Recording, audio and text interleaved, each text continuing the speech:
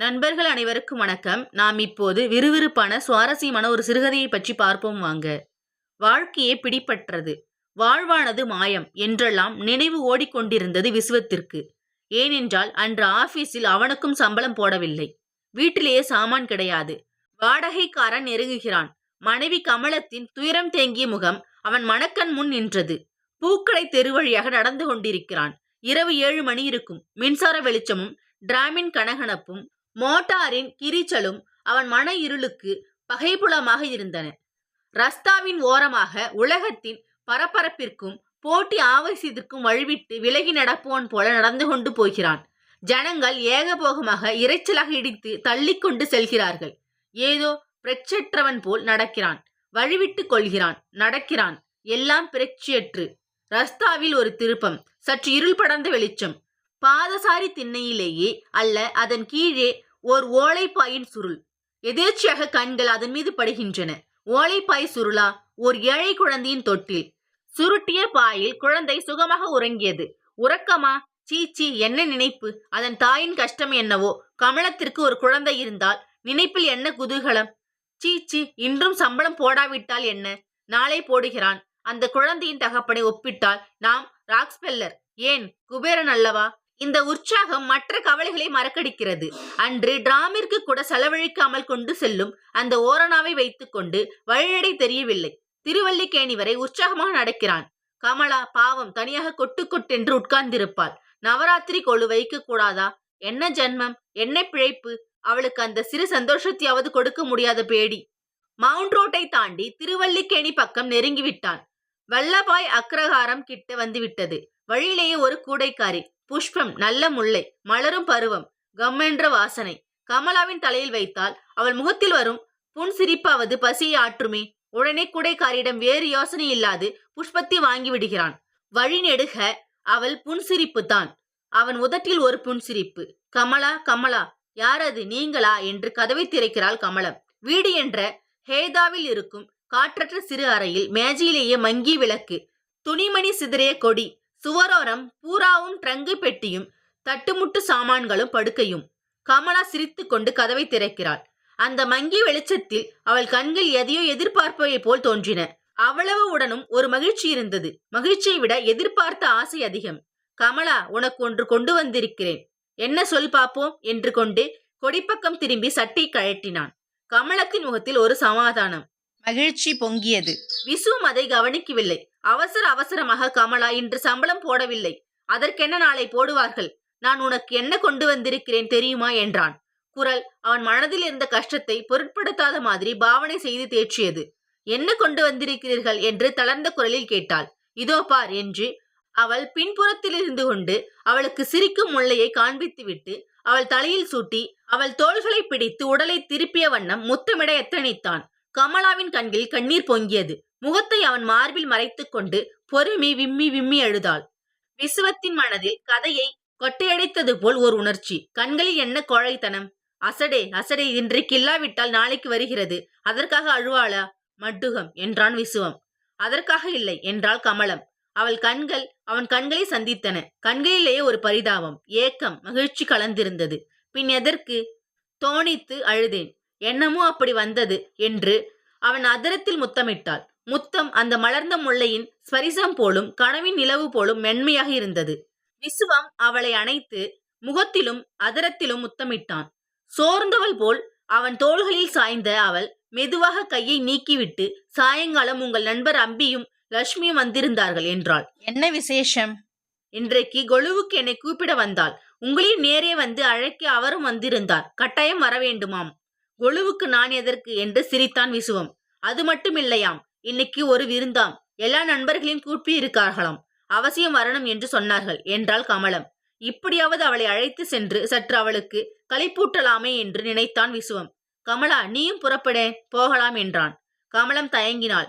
சீ, அசடு, முகத்தை கழுவிவிட்டு அந்த சுதேசி புடவை வாங்கினோமே, அதுதான் வெளுப்பாகி வந்திருக்கிறதே.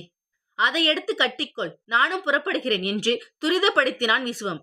அவளும் அவன் இஷ்டத்தை பூர்த்தி செய்ய முகத்தை கழுவி சிறு குங்கும பொட்டிட்டு கொண்டு தயாரானாள்.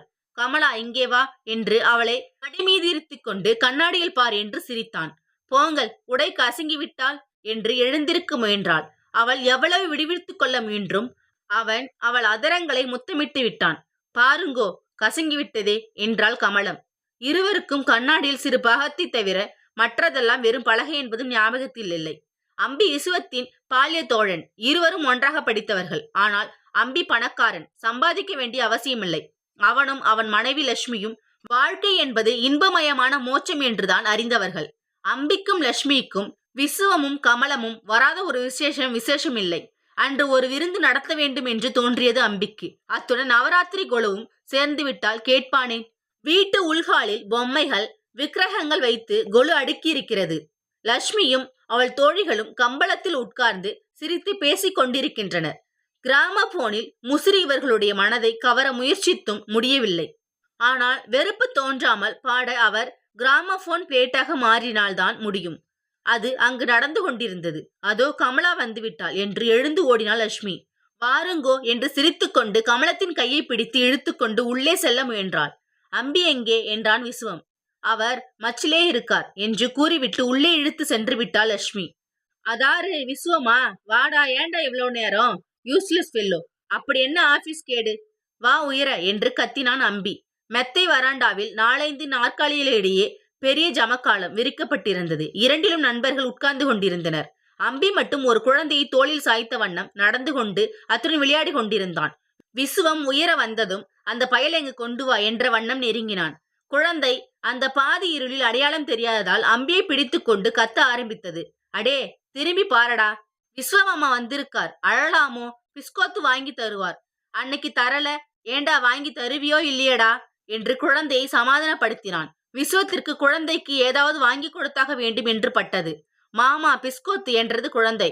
விஸ்வ மனதில் ஏற்பட்ட நினைவை மறைத்து கொண்டு கையிலிருந்த சாவி கொத்தை எடுத்து குலுக்கி வேறு விளையாட்டில் அதன் மனதை திருப்பினான். அதற்குள் கீழே இருந்து வீணையின் தொனி கேட்க ஆரம்பித்தது. பிறகு கமலத்தின் குரல். அடே, உன் ஒய்ஃபு பாடுகிறாள்டா, கேளு என்று கத்திக்கொண்டு ஆர்ப்பாட்டம் செய்தான் அம்பி. திடீரென்று பாட்டு பாதியில் நின்றது. அம்மாமி கொஞ்சம் ஜலம் என்ற தனது மனைவியின் குரல் விசுவத்தின் காதில் மட்டும் விழுந்தது. மத்தியானம் என்ன சாப்பிட்டேலோ? டேய் விசுவம், நீ அந்த கீர்த்தனையை முடி என்றான் அம்பி. உனக்கு வேலை இல்ல சார், இந்த பயல் நல்லா பாடுவான் சார், நீங்க தான் கேளுங்கோ, இல்லாவிட்டால் நான் பாட ஆரம்பித்து விடுவேன் என்றான் அம்பி. அம்பியின் சங்கீத நாணத்திலும் குரல் இனிமையிலும் அவன் நண்பர்களுக்கெல்லாம் பயம். ஏன், கேட்க துர்பாக்கியம் பெற்ற எல்லோருக்கும் அப்படித்தான். விஸ்வத்திற்கு மனதில் குதூகலம் இல்லை, உடலில் சோர்வு. ஆனால் அவன் கேட்டதற்குத்தான் கடமைப்பட்டவன் போலிருந்தது. ஏன் வந்தோம் என்ற நினைப்பு. கமலம் என்ன நிலையில் இருக்கிறாளோ? பாடுடா. விசுவம் அந்த கீர்த்தனை எடுத்து பாட ஆரம்பித்தான்.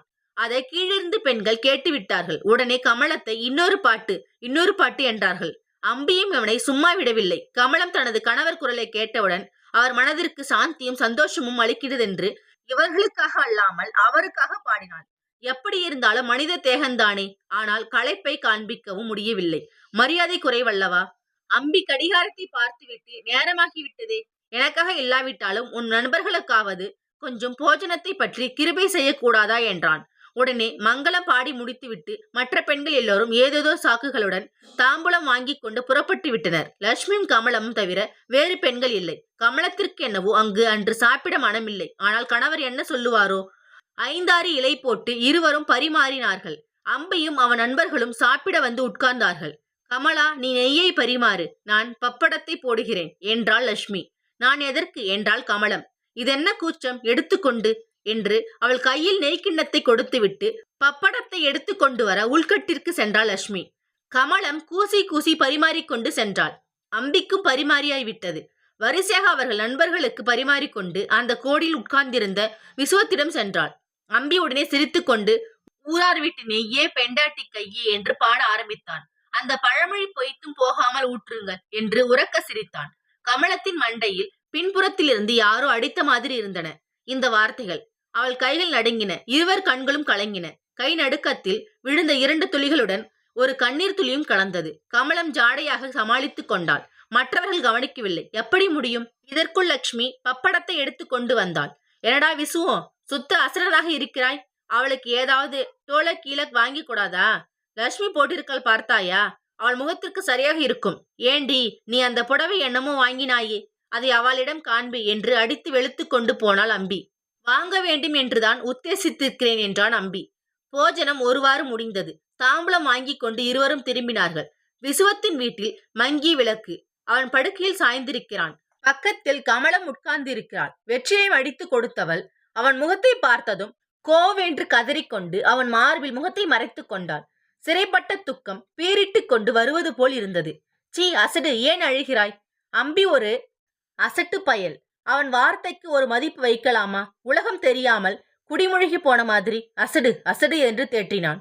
அதற்கல்ல என்றாள் கமலா. பின் என்னவோ துக்கம். இன்றைக்கு மனசே ஒரு நிலை கொள்ளல. சீ, நான் செய்தது முட்டாள்தனம் கமலா என்று அவள் அதரத்தில் முத்தமிட்டான். கண்ணீரின் ருசி உப்பு மட்டும் கரிக்கவில்லை. இத்துடன் இந்த கதை முடிவடைகிறது. கதை பிடிச்சா லைக் பண்ணிக்கோங்க. இதே மாதிரி ஸ்டோரி வேணா நம்ம சேனலை சப்ஸ்கிரைப் பண்ணிக்கோங்க. தேங்க்யூ ஃபார் வாட்சிங்.